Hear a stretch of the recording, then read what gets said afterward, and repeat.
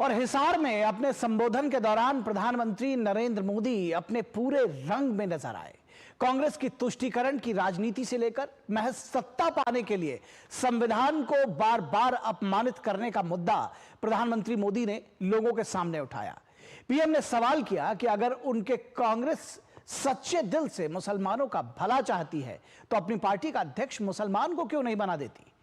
वक्फ कानून पर कांग्रेस के विरोध पर पीएम ने कहा कि वक्फ अगर सचमुच समाज कल्याण के काम करता तो देश का मुसलमान नौजवान आज पंचर न बना रहा होता। संविधान निर्माता बाबा साहेब भीमराव अंबेडकर की जयंती अवसर पर कांग्रेस पार्टी प्रधानमंत्री नरेंद्र मोदी के निशाने पर रही।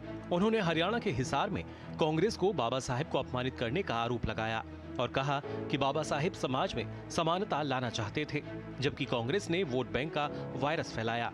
पीएम मोदी ने कहा कि उनकी सरकार ने एससी, एसटी और ओबीसी वर्ग के लोगों को गरिमा का जीवन दिया, जबकि कांग्रेस ने बाबा साहेब के सपने को तुष्टीकरण का माध्यम बना दिया।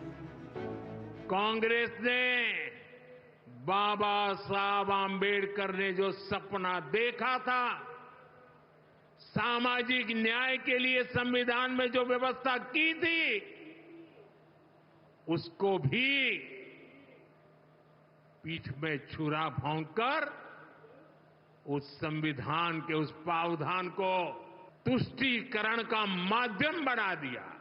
अभी आपने भी समाचारों में सुना होगा, कर्नाटका की कांग्रेस सरकार ने टेंडर में भी अब एससी, एसटी, ओबीसी के अधिकार छीन करके धर्म के आधार पर आरक्षण दे दिया, जबकि संविधान में बाबा साहब आंबेडकर ने साफ साफ शब्दों में चर्चा में कहा था कि संविधान में कतई धर्म के आधार पर आरक्षण की व्यवस्था नहीं की जाएगी। पीएम मोदी ने संसद से अभी हाल ही में पारित वक्फ कानून का जिक्र किया। उन्होंने कांग्रेस पर 2013 में पारित कानून को बाबा साहेब के संविधान से ऊपर होने का आरोप लगाया। वोट बैंक की राजनीति के लिए 2013 के आखिर में, आखिरी सत्र में कांग्रेस ने इतने सालों तक चल रहे वक्फ के कानून में आनन फानन संशोधन कर दिया ताकि चुनाव में वोट पा सके। वोट बैंक को खुश करने के लिए इस कानून को ऐसा बना दिया कि बाबा साहब आंबेडकर के संविधान की ऐसी की तैसी संविधान से ऊपर कर दिया। ये बाबा साहब का सबसे बड़ा अपमान का काम था। पीएम मोदी ने कहा कि कांग्रेस सिर्फ सत्ता की सगी है और वो मुस्लिम समाज का भी भला नहीं कर सकती। उन्होंने कांग्रेस को मुस्लिम समुदाय से अध्यक्ष बनाने और 50% टिकट मुस्लिमों को देने की चुनौती दी। ये कहते हैं कि उन्होंने मुसलमानों के हित में किया।